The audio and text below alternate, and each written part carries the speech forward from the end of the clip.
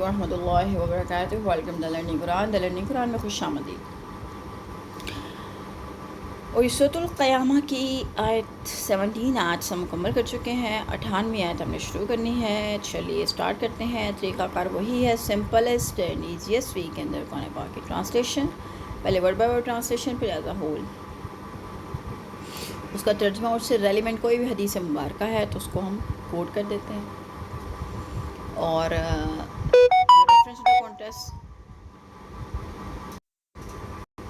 Reference to the context کے اندر ہم یعنی کہ جو حدیث مبارکہ کی شان نزول ہے, یعنی کہ کس پیرائے میں اللہ پاک نے اس آیت کو نازل فرمایا, اس کو ہم دیکھتے ہیں. تو پرپس صرف اتنا صحیح ہے کہ قرآن پاک کی ٹرانسلیشن کو سمجھنا, کہ اللہ پاک کے پیغام کو سمجھنا, کہ اللہ پاک نے کیا میسیج کنوے کیا ہوا. چونکہ عربی ہماری مادری زبان نہیں ہے اور اردو زبان ہے, اس لیے ہم اس کی اردو میں ٹرانسلیشن کو دیکھتے ہیں. بڑے ہی خوبصورت انداز میں اللہ پاک نے یہ قرآن پاک کو نازل فرمایا. بڑی خوبصورت زبان ہے عربی, لیکن اللہ پاک اس میں کیا میسیج دینا, یہ بڑا امپورٹنٹ ہے سمجھنا. تو اس کے لیے ڈیفینیٹلی ہمیں اپنی زبان میں اس کو سمجھنا بہت ضروری ہے. اللہ پاک کے میسیج کو سمجھنا, اللہ کے پیغام کو سمجھنا. اسی کے لیے ایک چھوٹا سا یہ سلسلہ ہے ٹرانسلیشن کا. تو چلیے اسٹارٹ کرتے ہیں. سورۃ القیامہ آیت نمبر 18. اعوذ باللہ من الشیطان الرجیم, بسم اللہ الرحمن الرحیم. فَإِذَا قَرَأْنَاهُ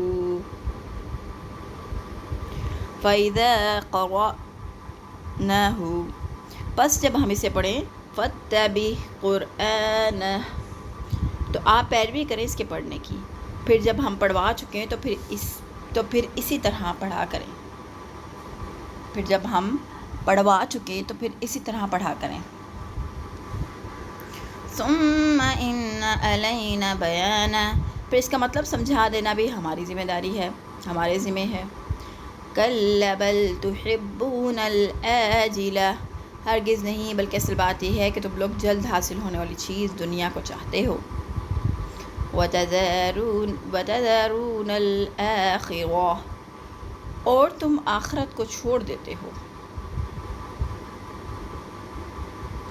اس جملہ معترضہ کے بعد اب پھر اصل مضمون کا تسلسل شروع ہو رہا ہے. کافروں کے انکار آخرت کی ایک وجہ یہ بتائی گئی تھی کہ وہ آخرت کا اقرار کر کے اپنے آپ پر پابندی لگا لینا گوارا نہیں کرتے. ان دو آیات میں آخرت کے انکار کی دوسری وجہ بیان کی گئی ہے کہ تم لوگ صرف نقد بنقد سودا کے گاہک ہو. تم لوگ یہ چاہتے ہو کہ ایسا کام کرو جس کا عوض اسی دنیا میں مل جائے, اور جن کاموں کا اجر آخرت میں ملنے کی توقع ہو ان کاموں کو تم نظر انداز کر دیتے ہو.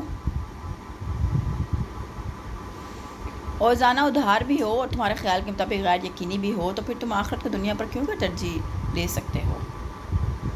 وجوہ یومئذ ناظرہ اس دن کئی چہرے تر و تازہ ہوں گے.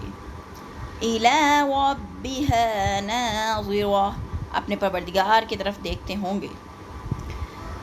دیدار الہی میں لذت و سرور. بے شمار حدیث سے بھی ثابت ہوا ہے کہ ایمانداروں کو آخرت میں اللہ اپنے دیدار سے مشرف فرمائے گا, اور اس کو وہ اسی طرح بے تکلف دیکھ سکیں گے جس طرح چاند کی طرف دیکھتے ہیں.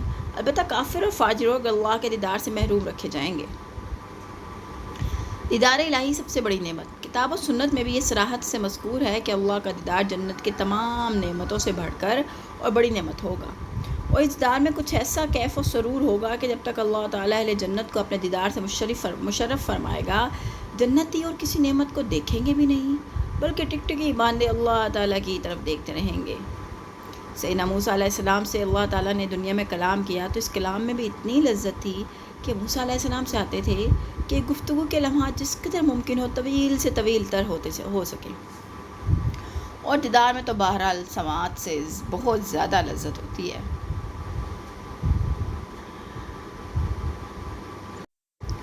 وَوُجُوهٌ يَوْمَئِذٍ بَاسِرَةٌ اور کئی چہرے اس دن پریشان ہوں گے. تَظُنُّ أَن يُفْعَلَ بِهَا فَاقِرَةٌ اور سمجھتے ہوں گے کہ ان کے ساتھ کمر توڑ برتاؤ ہوگا۔ اور یہ آخرت کے واقعات جن لوگوں کی توقعات کے برعکس ہو نکلیں گے تو ان کے چہرے پر ہوائیاں اڑنے لگیں گی، انہیں خوب معلوم ہو جائے گا کہ ان کی شامت آئی ہے۔ اس تصور سے ہی وہ شکستہ خاطر ہو جائیں گے جیسے ان کی کمر توڑ کر رکھ دی گئی ہے۔ کَلَّا اِذَا بَلَغَتِ التَّرَاقِی، ہرگز نہیں جب جان ہنسلی تک پہنچ جاتی ہے، یعنی خوب سمجھ لو کہ قیامت کا دن کچھ دور نہیں، بلکہ اس کا منہ تم اس دنیا میں ہی دیکھ لو گے۔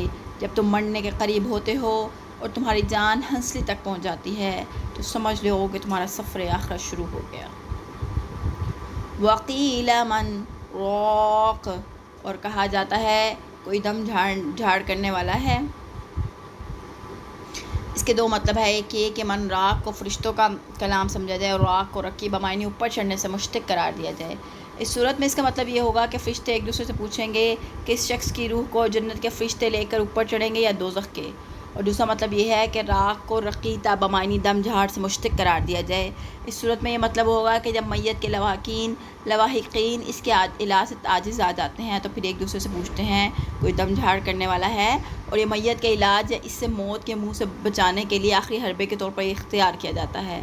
واضح رہے کہ علاج کرنا رسول اللہ صلی اللہ علیہ وسلم کی سنت ہے، اور دم جھاڑ کی اجازت ہے بشرطیہ کہ اس میں شرکیہ کلامات نہ ہوں، تاہم اللہ پر توکل کرنے والے اور ہر حال میں اللہ کی رضا پر راضی رہنے والوں کا درجہ علاج کروانے والوں سے بہت بلند ہے۔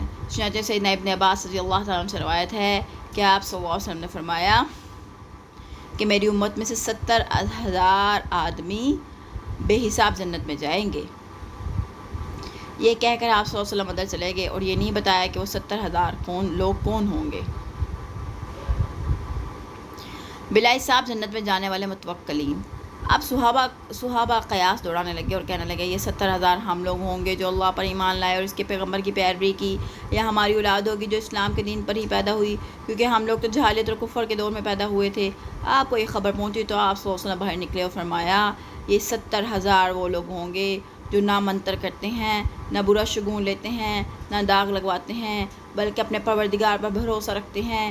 یہ سن کر ایک صحابی عکاشہ بن محسن کھڑے ہوئے اور کہنے لگے یا رسول اللہ صلی اللہ علیہ وسلم کیا میں ان لوگوں سے ہوں گا؟ آپ صلی اللہ علیہ وسلم نے فرمایا ہاں۔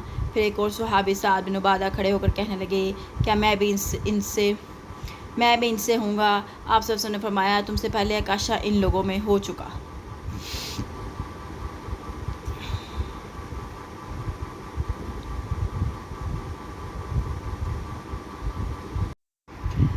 دوا سے علاج کرانے میں کوئی حرج نہیں، بشرطیہ کہ علاج حرام اشیاء سے نہ کیا جائے، لیکن دم جھاڑ کرنا کوئی مستحسن فعل نہیں۔ البتہ بعض شاید کے تحت اس کی اجازت دی گئی ہے، جیسا کہ درج الحدیث سے معلوم ہوتا ہے۔ سیدنا جابر رضی اللہ عنہ فرماتے ہیں کہ میرا ماموں بچھو کا منتر کیا کرتا تھا، پھر رسول اللہ علیہ وسلم نے منتروں سے منع فرما دیا۔ وہ آپ صلی اللہ علیہ وسلم کے پاس آیا اور کہنے لگا یا رسول اللہ صلی اللہ علیہ وسلم نے اپنے منتروں کو منع کر دیا اور میں بچھو کا منتر کرتا ہوں۔ آپ صلی اللہ علیہ وسلم نے فرمایا تم میں سے جو کوئی اپنے بھائی کو فائدہ پہنچا سکے اسے پہنچانا چاہیے۔ سیدنا او بن مالک فرماتے ہیں کہ ہم جاہلیت کے زمانے میں منتر کیا کرتے تھے۔ ہم نے کہا یا رسول اللہ صلی اللہ علیہ وسلم آپ اس بارے میں کیا فرماتے ہیں؟ آپ صلی اللہ علیہ وسلم نے فرمایا اپنے منتروں کو میرے سامنے پیش کرو، اگر اس میں شرک کا مضمون نہ ہو تو کچھ قباحت نہیں۔ سیدہ عائشہ رضی اللہ عنہ فرماتی ہیں کہ جب کوئی گھر میں بیمار ہوتا تو آپ صلی اللہ علیہ وسلم اس پر معوذات سورۃ علق اور سورۃ ناس پڑھ کر پھونکتے۔ پھر جب آپ صلی اللہ علیہ وسلم مرض الموت میں مبتلا ہوئے تو میں آپ صلی اللہ علیہ وسلم پر پھونکتی اور آپ صلی اللہ علیہ وسلم ہی کا ہاتھ آپ کے ہاتھ پر پھیرتی، کیونکہ آپ صلی اللہ علیہ وسلم کے ہاتھ میں میرے ہاتھ سے زیادہ برکت تھی۔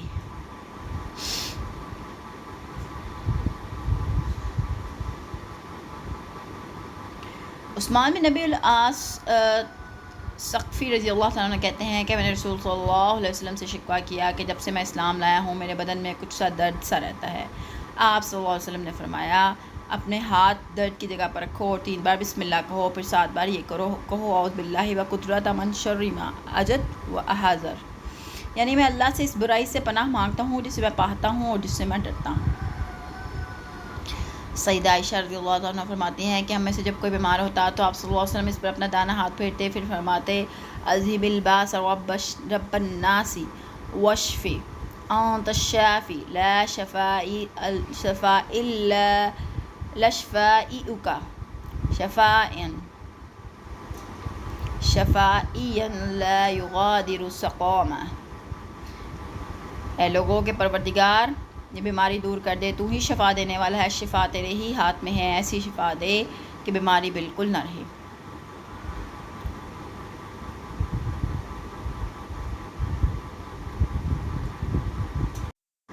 سورۃ فاتحہ سے بچھو کے کاٹنے کا دم۔ سیدنا ابو سعید خدری فرماتے ہیں کہ آپ صلی اللہ علیہ وسلم کے کئی اصحاب عرب ایک قبیلے پہنچے، لیکن انہوں نے صحابہ کی ضیافت نہ کی۔ اس دوران اس کے سردار کو بچھو نے کاٹ لیا۔ وہ صحابہ کے پاس آئے اور کہنے لگے تمہارے پاس بچھو کے کاٹنے کی کوئی دوا یا منتر ہے؟ انہوں نے کہا ہے تو صحیح، لیکن چونکہ تم لوگوں نے ہماری ضیافت نہیں کی، ہم اس کا معاوضے کے بغیر منتر نہیں کریں گے۔ آخر انہوں نے کچھ بکریاں یعنی 30 بکریاں دینا قبول کی۔ تب ایک صحابی خود ابو سعید خدری نے سورۃ فاتحہ پڑھنا شروع کر دی۔ وہ سورۃ فاتحہ پڑھتے اور تھوک منہ میں اکٹھا کر کے زخم پر تھوک دیتے۔ وہ سردار اچھا ہو گیا۔ قبیلے کے لوگ بکریاں لے کر آئے تو صحابہ کو تردد ہوا کہ جب تک آپ صلی اللہ علیہ وسلم سے نہ پوچھ لیا جائے تو ان بکریوں کو قبول کیا جائے یا نہ کیا جائے۔ چنانچہ جب صحابہ نے آپ صلی اللہ علیہ وسلم سے پوچھا تو آپ ہنس دیے اور فرمایا ارے تجھے یہ کیسے معلوم ہوا کہ سورۃ فاتحہ منتر بھی ہے؟ بکریاں لے لو اور میرا حصہ بھی نکال لو۔ تعویذ گھڑنوں کی ممانعت۔ ابو بشیر انصاری رضی اللہ فرماتے ہیں کہ ہم ایک سفر میں اپنے آرام کے ٹھکانے میں تھے، اتنے میں رسول اللہ صلی اللہ علیہ وسلم نے ایک شخص زید بن حارثہ کے ہاتھ پیغام کہلا بھیجا کہ کسی اونٹ کی گردن میں تانت یا گنڈا ہو وہ کاٹ ڈالا جائے۔ رسول اللہ صلی اللہ علیہ وسلم کے پاس ایک وفد بیعت کے لیے حاضر ہوا۔ آپ نے صلی اللہ علیہ وسلم نے ان میں سے 9 کی بیعت لی مگر ایک سے نہ لی۔ وجہ دریافت کرنے پر فرمایا اس نے تعویذ پہنا ہوا ہے۔ پھر ہاتھ ڈال کے اس کا تعویذ کاٹ ڈالا اور بیعت لی۔ دم جھاڑ کا مصنوع طریقہ یہ ہے، ان تمام حدیث سے درجہ نتائج سامنے آتے ہیں۔ نمبر 1، دم جھاڑ کا مصنوع طریقہ یہ ہے کہ مریض پر قرآن کے آیات یا مصنوع دعائیں پڑھ کے دم کیا جائے۔ البتہ اگر دم جھاڑ کے الفاظ کے معنی کی پوری طرح سمجھ آ جائے، اس میں شرک کی کوئی بات نہ ہو تو ایسا دم کرنے میں بھی کوئی حرج نہیں۔ اس کے علاوہ جتنی بھی صورتیں ہیں معروج ہیں، مثلاً تعویذ لکھ کر پانی میں گھول کر پلانا، گلے میں لٹکانا یا ران یا کلائی پر باندھنا، کپڑے پہننا، موتی وغیرہ لٹکانا، سب کے سب ناجائز اور خلاف سنت اور بدعت ہیں۔